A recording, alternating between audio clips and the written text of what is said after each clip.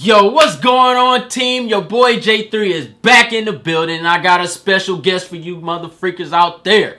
Triple. Running Joe Genji, Cyborg PD in the house. Thanks for having me, bro. Thanks for coming, brother. Always. Man, another Monday, man. More movie talk, man. You know I gotta be here. Me and Ronan always talk about film. We always talk man. about potential possibilities in Hollywood and things like that. We actually used to do like a segment called What Hollywood Should Do. Oh. Things like that. History, man. You know what I mean? The glory days. The glory days. So, I have a question. Sure. And I figured the way me and Ronan gonna go at each other back and forth, ain't nothing like sharing that information with you guys. Oh yeah, facts. So the question is, well, y'all read the title, but the question is, after Phase 3, should the MCU consider dipping their characters into the horror genre? Yes. Absolutely. Yes. It's time. It's time. It's just a matter of, I'm not gonna say washed up, but we've seen the fantasy, we've seen the big and spectacle. Oh, they got to come together, save Earth and things like that. Well, if there's so much at stake, why wouldn't you bring in the horror and supernatural realm? Because you kind of opened the doors with Guardians of the Galaxy and Doctor Strange. True. Doctor Strange was as weird as it can get. It was like psychedelic science fiction. Mm-hmm. And then he had that old time period piece of like mythicism, you know, Shaolin monks and Kung Fu and ancient warriors tapping in the chi. Like, that was tight. And then you have this dynamic of like psychological things, like what it means to imbalance your inner chi and how to tap into something, how to open other worlds. Like, it was just fascinating. Then you got Guardians of the Galaxy that goes into the outer space and shows the Kree and brings in Nova and all that. So I'm like, the door's been open. Like, what's happening? Why are we still on Earth? Why aren't we exploring other things? Or why don't you just bring the horror to Earth? I got you on that. It's like three-dimensional. You can go all kinds of ways. And who's to say that there's other characters that have been here that haven't been acknowledged? Because you can go origin, or you can say they've been around, they've just been in hiding, dealing with other, like, you know, evilish threats. You know what I'm saying? Yeah. It's crazy. Defenders of the Night. You feel what I'm saying? Something That's like a great title. I mean, it doesn't make sense, like, to say that, like, hey, Blade couldn't have been around stopping monsters. You know, Daywalker comes out at night, you know what I'm saying? But he lives underground. He went into hiding after Whistler died. You know what I'm saying? They can like easily soft reboot that and still acknowledge the first two movies. The first two only. Okay. You know what I mean? I see you It'd had be great. Ghost Rider, you know, learning to be a better anti-hero warrior. You know, the card chose him. I'm going off the Robbie Reyes one, not Johnny Blaze, where the card had chose him. And this version of Ghost Rider is Latina. So yeah, the car is kind of like a Christina situation. Death Wish. Death Wish. Like, it picks and chooses who's good and bad. And he follows. Okay. It's tight. Okay. Yeah, man. It just opens the door, man. And you have the teams here. And you have the characters. It's just a matter of when you introduce them and how. And what threat is going on for them to come out and be team players. All right. Let me take a crack at it. I'm be honest with you. I think they should dip into the horror genre because that's just more content for the MCU. It's more content that attracts different audience members to the bigger picture. You know what I mean? Oh yeah. The horror can go straight into fantasy and action and all that stuff like that. I think that's a great idea, and I think that's something they should be considering, knowing that they've acquired some of those characters. You know, the Blades, the Ghost Riders, Submariner to a certain degree. You know, he takes it there, knowing that those type of characters, Man-Thing and stuff, bring a certain energy, a certain style of viewing for viewers that I think we gravitate to. We like watching The Conjuring. We like watching ghost stories. We like that's what people like to do. Yeah. I think I know what you're saying. You know, connect. You know, Blade and all stuff. Personally, I'm all for reboot. Start it over, fresh. You snap the finger, unsnap it, and then make new stuff. Yeah. Just end it. But I think, you know, coming in with this new MCU after Phase 3, you have Blade, Ghost Rider. Yeah, Ghost Rider didn't do too well with Nicolas Cage as Ghost Rider. Great action movie though. Part 2 was. Visually tight. Part 2 was. Visually, Part 2 was on point. Stunts were Spirit amazing. of Vengeance, yeah. Stunts Them were prank amazing. directors, they know how to shoot action like a motherfucker. Yeah, just the movie was whack. Daredevil's on bicycles and what? How the hell do you capture something like that? They show it. Yeah. They show how they did. The fools were, but crazy. They're just as Daredevils as the character. Yeah, like, yeah, they were really in there. Committed. But knowing those characters exist, and knowing that you can have Ghost Rider running up Tony Stark's tower, and Tony Stark coming out like, what the hell happened? And you see Ghost Rider running off. That's what I want to say. It opens a new realm. Doctor Strange makes him more believable, because Doctor Strange film was more fantasy than horror. Because everyone else was kind of in his element, but this was just everyday natural to him. So I got what you're saying. The supernatural, dreamlike almost, Inception, if you will. The supernatural must arrive, and that's what's tight, because Doctor Strange was able to understand our world. Yeah. But everyone was so out of touch with reality and what this is. How far can the mind really go? Am I really awake? What is the afterlife like? So he made them kind of question what his beliefs and stuff were. But he's like, I've seen the past, present, and the future. I'm just here to help you guys. I'm protecting the stone. That's my job. Real talk. It was tight. And so for that, I like bringing in that martial arts mythicism, because he was kind of like the ancient one himself, no pun intended, but he had knowledge on things because he was able to see time going forward and backward. And then he was learning as well. But when he became that master and tapped into it, which happened really fast though, it was still dope. But he actually was kind of like another mentor for the Avengers. Cap's the leader, but when Doctor Strange came in, they learned a whole lot more because he unraveled and unlocked a whole new world for them. Yeah. Which is tight. So I think when you bring in different characters with those kind of dynamics, they're going to open like different avenues, and they're going to break down more mystery for things that the Avengers don't know about. Yeah. Because this goes beyond Earth's Mightiest Heroes. Now we're talking about hell. We're talking about other dimensions. We're talking about the fate of the world. We're talking about Earth. We're talking about our family. So everything's at stake now, because there's different levels of threats now. Not just, I'm coming to take over the world. No, there's all kinds of threats now. And you speak of these characters, and that's one thing too, I think, why the horror genre should really be tackled. Because things like Thor Ragnarok. Yeah. That's a horror element type of movie. You know what I mean? Ragnarok was really throwback. It was like 80s, like Flash Gordon with budget behind it. But it should have been more horror. Yeah. You know what I mean? Because you're fighting, demons, and you know what I mean? But when you think about it, you come in with the X-Men. Well, Storm has very demonic story. You know what I'm saying? Yeah. She went against was it Shadow Master or something? What's his name? Professor Xavier had to always beat him. I can't think of his name right now, but that was that was like some Freddy Krueger shit. Yeah. She go to sleep, or something he's in his head trying to take over. But things like that, I think they need to tackle it. Every MCU movie shouldn't be for children. Shouldn't be for everyone. It should. Some stuff should gravitate to the story, and there's nothing like knowing. It's like bringing your champion to the battle. Right? I'm a horror guy. Well, I'm just saying, hypothetically speaking, I'm a horror guy. You're a comedy guy. Yeah. And you're running with more from X-Men, and I'm running with Storm. Knowing your background and my background, and seeing them come together makes life worthwhile, because that's how reality works. Right. Everybody's not, ice cream and flowers and sunshine and lollipops. It's not like that. So knowing that they have these horror type element characters, I think the MCU will do even better numbers moving in with the horror genre, showing a different side of the MCU, and still give you a light Captain America sometime. You know what I mean? I think that's what is really missing, because the audience, I feel the audience have grown up, and they're branching off other worlds, other places. Yeah. And this could be something that Kevin Feige and them should really be paying attention to. I think the horror elements could really make it work, because I remember when they said Ghost Rider was going to be on Agents of S.H.I.E.L.D., a lot of people tuned in for that. Ratings went back up, yeah. A lot of people came back to it. A lot of people tuned into it because they were like, whoa, you got Ghost Rider here now? And he was dark. They didn't hold back. Ghost Rider might not be one of those popular characters, but he does bring a lot to the morality of these characters. He opens the door for so many elements. Yeah. And he's part of a good team too. Yeah. They got a little squad. And that's something that I think we can really benefit off of with the MCU by going horror. His presence was so strong on Agents of S.H.I.E.L.D. like the last, I think, season 3 and 4.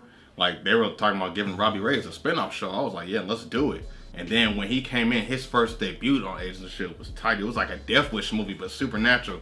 Like, he was driving through L.A., the car was on fire, man. He's like, man, I'm not an executioner, But you know, I got to do this job, bro. So I can't save my nephew stuff because I think his nephew or cousin was disabled, like handicapped. So he was trying to find, you know, do his deeds to help him and get him back. And he was looking out for his community of like East LA. It was dark. Tight. And you see him driving around the city, man. And then like he's got the chains and he's got that movie quality look, kind of like how Swamp Thing looked for the series. Yeah. And the car was going around picking and choosing people. Like it was picking and choosing like whose fate was going to be taken away. It was dope. Tight. And I'm like, if you can do that on ABC Shield, you can bring him on the screen and keep that actor too. And see, it had some dark elements to it. It was strong. Some horror genre up in there, but was it scary? Yeah. See, Shield found its touching, man, because like it took time, like what season 1 and 2, because season 1 and 2 was dealing with the whole Hydra and Shield incident, the aftermath of like phase 1 and phase 2 stuff. So it was in the same timeline. You had something to look at every week between each MCU movie, which I thought was great marketing, by the way. And as the show went on, they started diving more into the MCU world, but showing us what the films weren't showing us from now on, and then showing other heroes and other anti-heroes coming in. So it was like, okay, I see what Agents of S.H.I.E.L.D. is doing now. They're kind of opening the door when MCU introduces them. Yeah. The TV show is starting to show them. Yeah. So they're like, now we got the money to do this. Now let's bring in the characters with power-based levels. Because before, it was just like the C-D list stuff. So they're like, now we got the money to bring in the anti-heroes and the stuff that we couldn't do in the movies. Okay. And they're pushing it now. And now Agents of S.H.I.E.L.D. has gotten really dark because it was very lighthearted in the beginning. The threats didn't come out until later. Yeah. After they took down Hydra, all the supernatural stuff started happening. Hey, it's time for us to party. Yeah, so, you know, I love that, man. It was like a big transition. It was like, man, is this the same show? Yeah. Well, I think you guys get the gist. Me and Ronan both feel that the horror genre could come and really do well in the MCU. My second question is, after all the, like, 22 films, all the stuff we've seen in the MCU, is the audience ready for horror to come to the MCU? And I'm talking about not just, you know, a monster here and there, but the dark elements, the twists, the serious themes. Are they ready for that? Are they ready for a Reed Richards getting mad, slapping his wife? You see what I'm saying? Are they ready for Blade coming in, joining the Avengers, but at the same time slicing vampires' heads off at night? Hey. You know what I mean? Yeah. The Dracula. Bro, I wouldn't mind seeing Cap and Blade going head up with Dracula. That's a sight to see. Goodness. But are they ready for that? Because the don't MCU think so. has this happy-go-lucky It world. catch them off guard, though. That's what you want to do. You're winning when you do that. Like, wait, what? But take our film going out and put it more onto the average casual viewer. Could they take that without complaining? Like, damn, man, I don't like this. Depends on how you do it, because let's say we haven't seen ENDGAME yet, but it's gonna be multiple. It's gonna be multiple stuff at the end, like credit-wise, and I think it would be like the craziest thing, and like the Avengers, well, whoever makes it out, and then after the snap happens and something happens, and then we go back to the city, and they decide to go get something to eat and go back to the Stark Tower, and they're sitting there trying to figure out what's going on. And, you know, Stark, you know, he's always doing this tech thing. He finds something on the internet saying that I thought Thanos was the end, and then, you know, it hits nighttime and something happens, and then they turn on the news and there's somebody there's like a scene of like monsters going around eating people in the city, and like, what? And then Doctor Strange is like, I think of another portal may be open. There may be some underworld threats underground, monsters underneath this. Ghostbusters. Yeah. And then there's like, man, there's some rumor about some people getting eaten by vampires and stuff. Like, what? And then I forgot my sword. Yeah, you know what I'm saying? That kind of that type of thing. And then they cut to the alley. You know, it could be Manhattan, New York, or something. And then like there's a rumor of like some mythos out there slacking up vampires, taking them out. They don't know who it is, but all we see is a man in a black trench coat just from the back, like coming out the shadow with a sword and getting on the bike, and that's the end. And then he knows that the Avengers are out there, but he's trying to find them. I mean, that could work. That'd be kind of cool. But and you don't even have to say his blade. Just show his presence. Oh yeah. And it's a wrap. You'll know by it. Suckhead. You know, that's just like his favorite line. Suckheads. That's what he says when he doesn't like talking about the vampires and stuff. So, yeah. The audience, honestly, I think the audience could take it. If the MCU starts to present serious themes with certain characters, And when we go to a main event like, you know, like they did like Endgame and stuff, I think the audience can take it. Because if you think about it, when they presented Thanos, right? Thanos was a very serious character. Thanos killed Loki. Yeah. And the audience didn't have a problem with it. Because they understood his energy. He was coming to destroy. Right. When he killed Gamora, he was coming to destroy. Yeah. Now, if you show someone like Iron Man now, not old Iron Man he blew them niggas up. Remember, he's walking, dun, dun, yeah. You do it, but new Iron Man, and for him to do a murder, then it'd be a little bit distasteful. So I think the horror, when you introduce someone like Blade and Ghost Rider, man, and Wolfman and stuff, because they got all that Frankenstein, and they got a lot of cats, man. See, and that's another thing. I wouldn't mind seeing that. I think the audience we will understand who they are, and team them up and have fun with them. Marvel has a very unique history because through the 70s and 80s, they had a lot of horror comics. They had the Tales of Suspense. They had the Werewolf by Night. Mm-hmm. Blade was introduced in the very first issue of Tomb of Dracula, which was great. And then like these are like ongoing like miniseries.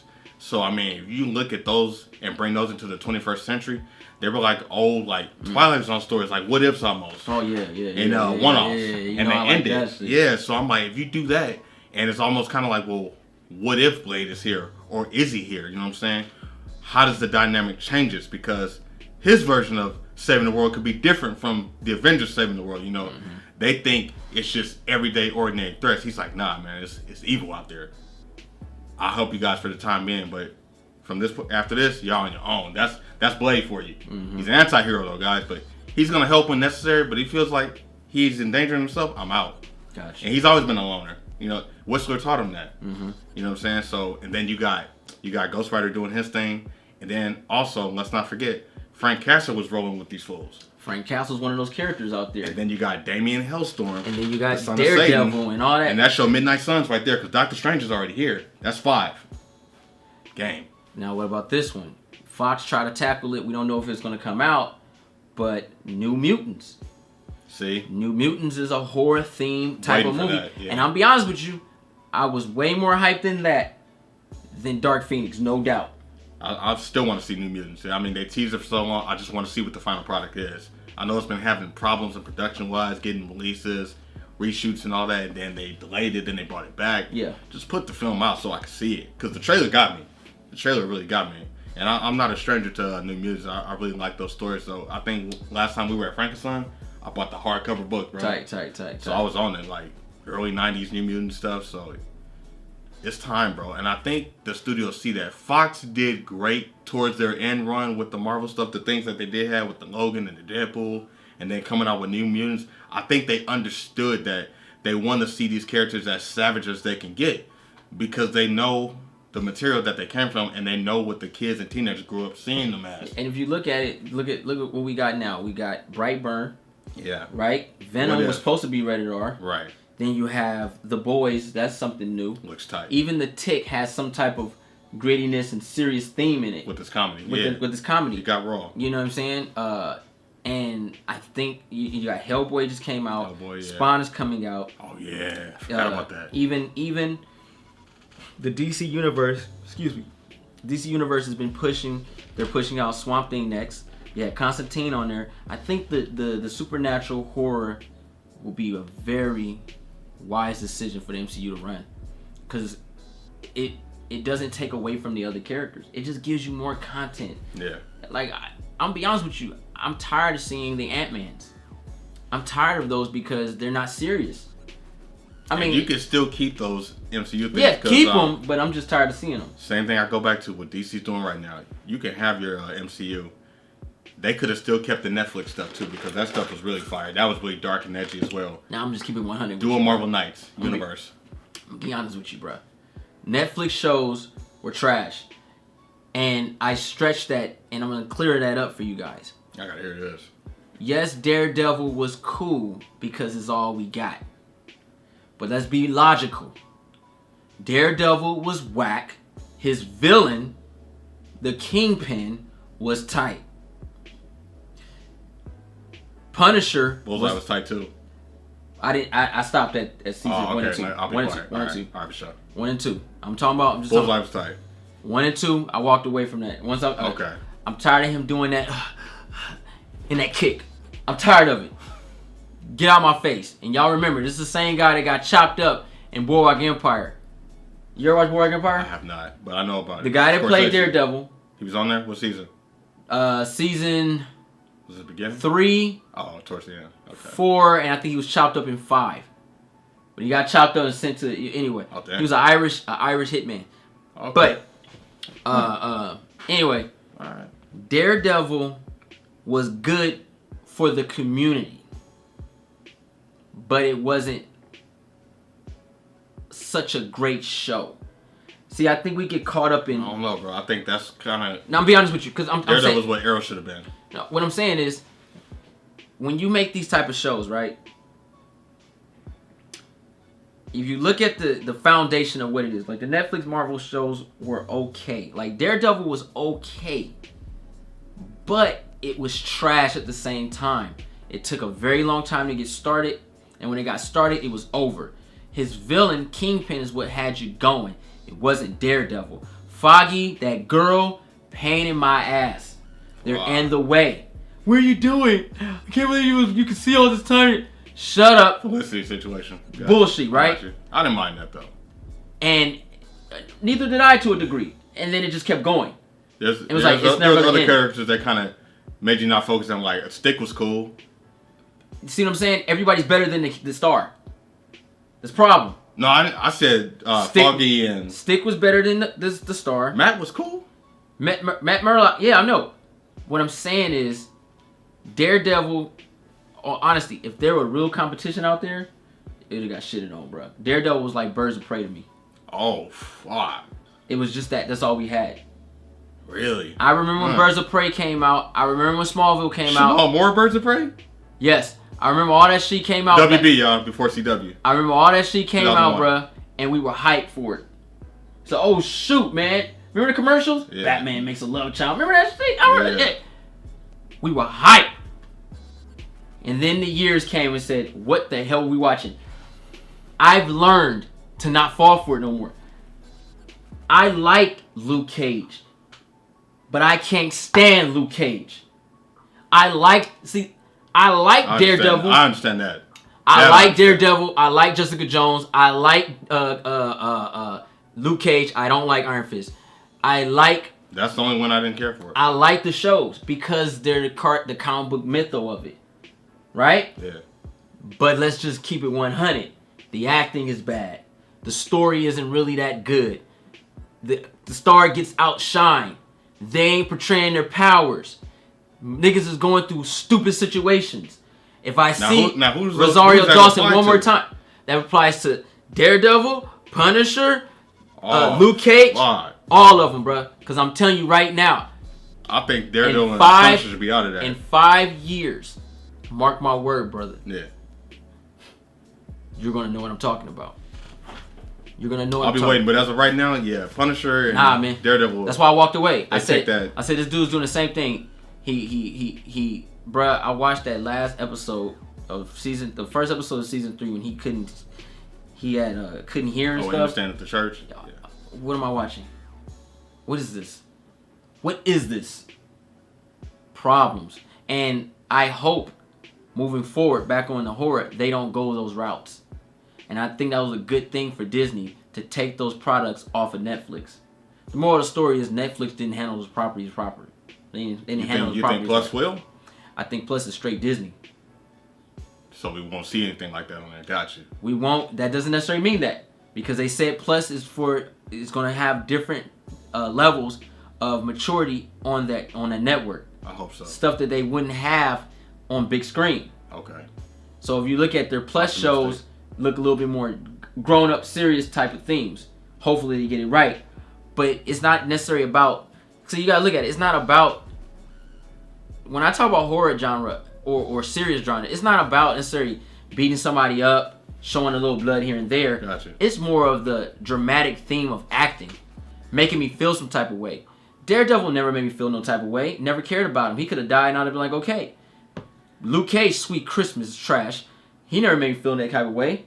You know what I'm saying? I got you. Punisher, I think that what's his name? The actor John Bernthal. John Bernthal, I think, was a great actor, but he overacted the role and he messed it up. Punisher should have never had his own show. Punisher is a great character to come and go. You see what I'm saying? He made Daredevil season 2. He made that because let's keep it 100. If you took out Kingpin and the Punisher, season 2 of Daredevil is trash. Kingpin was away for a while. He was in prison. It was his idea. If you take Kingpin out of Daredevil season 1, Daredevil season 1 is trash. If you take Kingpin Bullseye out of season 3, I didn't see it. Would it be trash? I'll have to rewatch it again to really answer that. Got you. Yeah. We took Cottonmouth out of Luke Cage and that became trash. That became trash. And so on. Jessica Jones was only tight because of Purple Man. Jessica Jones had other things going for her though. It was more what you said before about the detective factor and things like that. And I think but she had powers. They didn't focus too much on that. And I like that because that would have been predictable. That was one of your other arguments. That's a problem because of that. So is that like a cause and effect now? No, that's a problem because Jessica Jones is more than just a detective. She has powers. Right. So show me her powers. But her threats aren't big like that, other than Purple Man, like you said. So you had to go detective. Now it's time to make a threat. To keep the momentum. Now it's time to make a threat. You can. And every time we saw her go head up with somebody, what'd she do? She got wrecked. Problem. Netflix didn't handle those properties proper.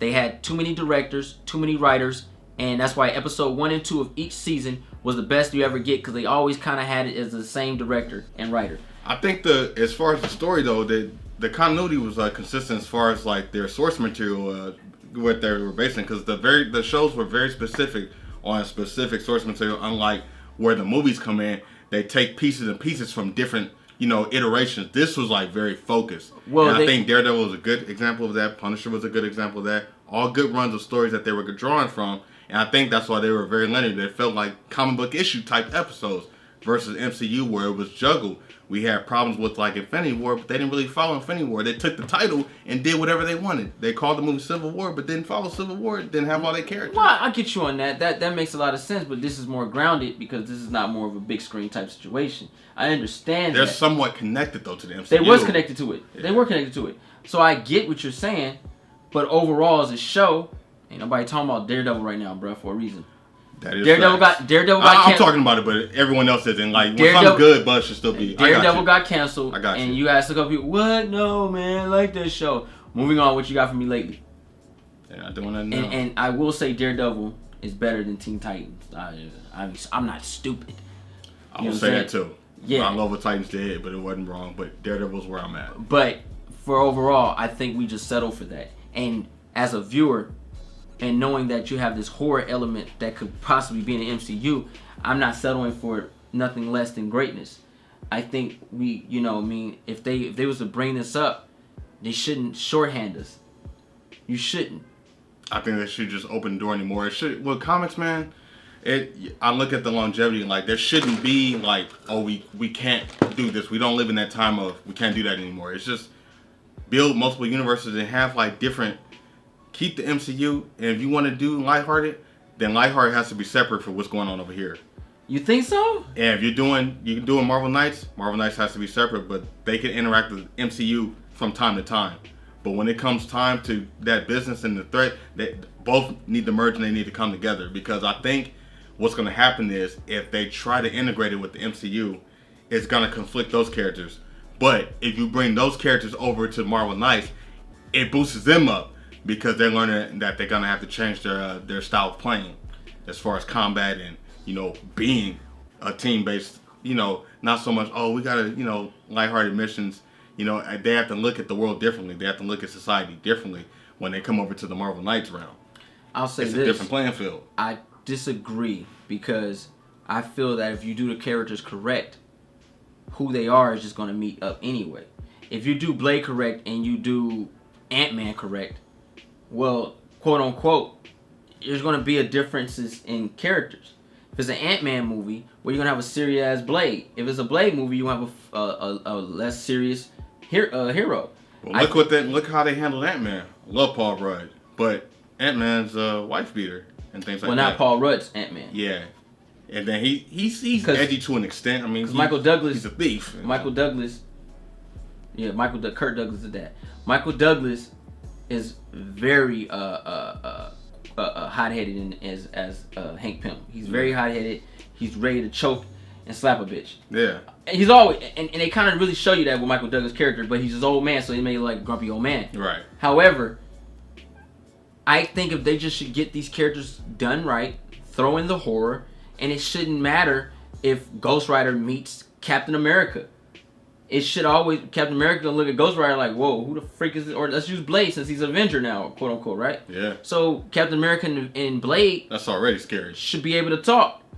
You know what I mean? It'll be a different conversation, but it'll be a serious conversation. Because Cap able to go through serious things. Cap is a very serious character. He's a war veteran. Soldier. He's an insane soldier. He understands survival. Even Iron Man. You know what's up when we bring Blade in here, man. Iron Man's gonna be sarcastic, and Blade is one of those kind of characters that's gonna put him in his place. You don't talk crap to no Daywalker. He'll kill you. What? True. But then your money don't mean nothing to me. But that's the beauty of it. That's tight. But you see what I'm saying? The interaction. That's what's gonna be tight. That dynamic, just seeing them in a room at SHIELD headquarters, just talking. Nigga, we talking to a vampire hunter right now. Like, this is crazy. Yeah, he telling Tony Tony's like, man, I have no time for your mojo. Ghost Rider sitting on the table, all flamed up, drinking coffee. Like, bruh. That's tight. Punisher over there on so who we getting in it today? You know what I'm saying? Just grizzled, because he's a man who has nothing to lose. He lost everything already. Yeah. So everybody's coming from different dark backgrounds. Even the light characters. And now Black Widow has somebody to also kind of relate to other than Hawkeye, because these people over here are soldiers. They seen stuff. So she can relate to that. Her being the female who's also been in combat but can't really live a normal life, you know what I'm saying? They never really tapped into that. But you put her around somebody like Frank Castle. Cap tapped into it. Yeah. Oh, got you. yeah. That was good. Bruh. But like seeing her interact with somebody like Frank Castle, I think that'd be kind of cool, because it brings a dynamic versus somebody who was in war versus a spy. You know what I'm saying? Yeah. Two different things. Like, just... Can those characters be considered horror?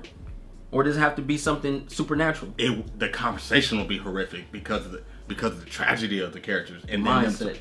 That's what I'm talking about. The Frank Castle Punisher, when he's like, you brought a knife to a gunfight. You broken man. Stupid motherfucker. Right? So... What's that conversation going to go down like with him and the Avengers? He's like, he ain't playing. Oh, y'all need us to kill somebody? We got to go after him. Where's he at? Mm-hmm. They hear full on the laptop. Oh, I know exactly where. No, Frank.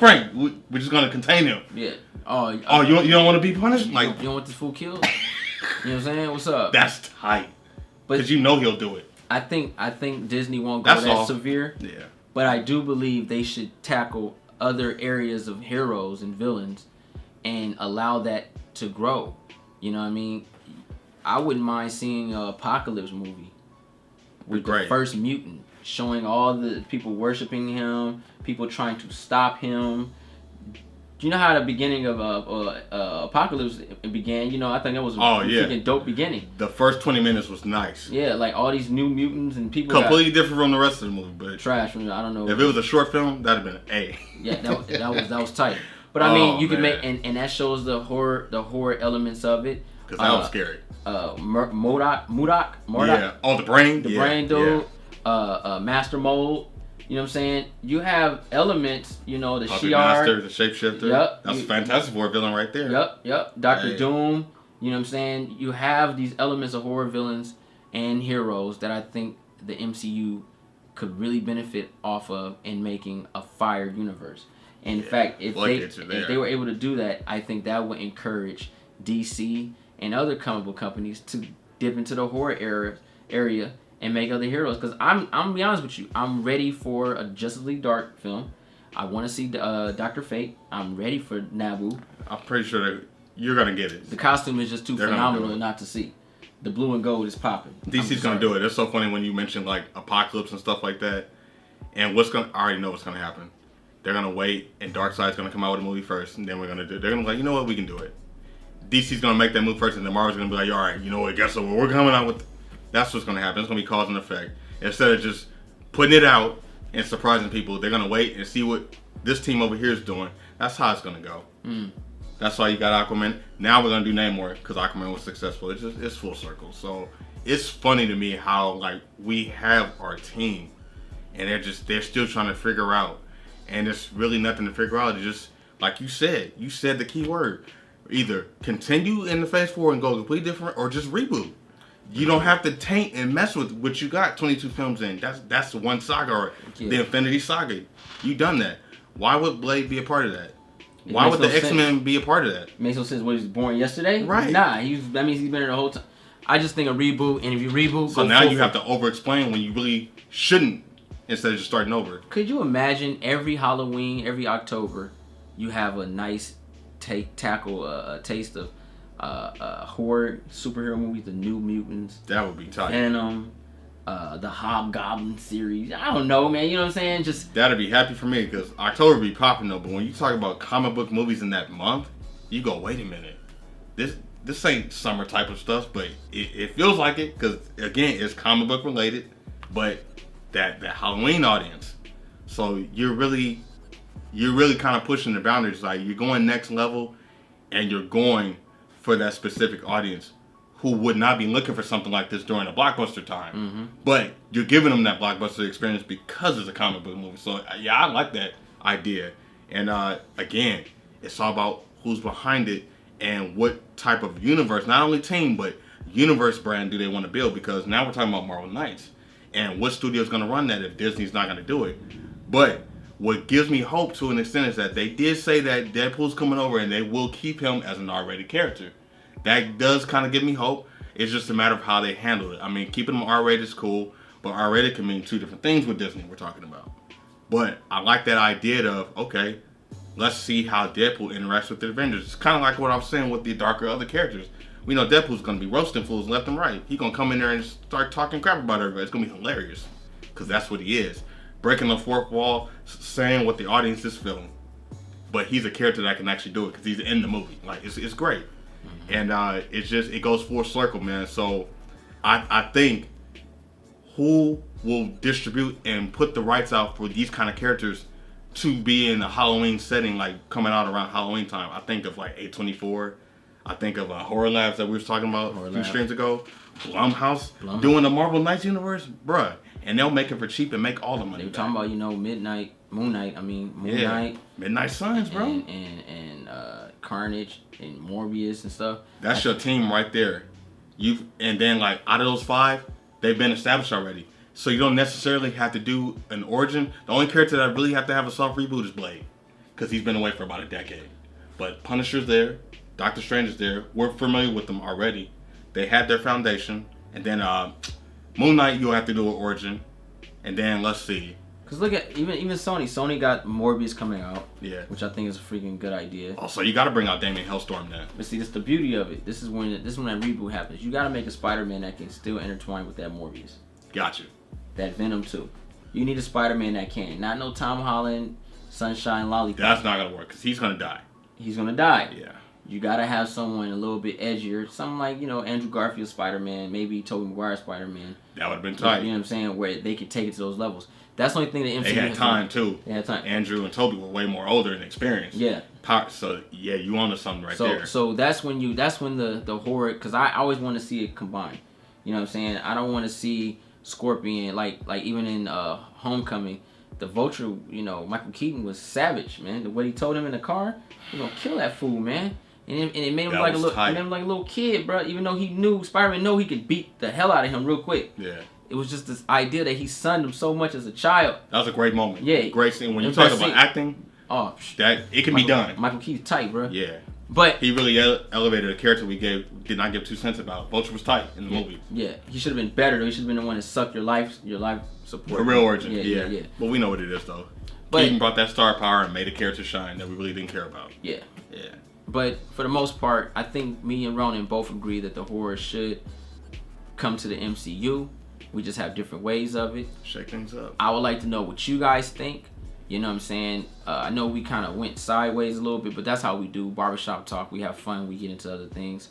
I would love to know what you guys think. Put in the comments down below. Should the MCU, after Phase 3, should the MCU consider adding horror movies or horror characters to the horror genre to the MCU moving forward? I think yes. Ronan says yes. It will add a lot to the plate and then give you guys a lot more content. If you guys enjoyed the reel, go ahead and push that subscribe button, thumbs this video up, and don't forget to share Instagram, Facebook, and Twitter. I'm J3, aka the Batman. Ronan Joe Genji, Cyborgpedia. And we out, guys.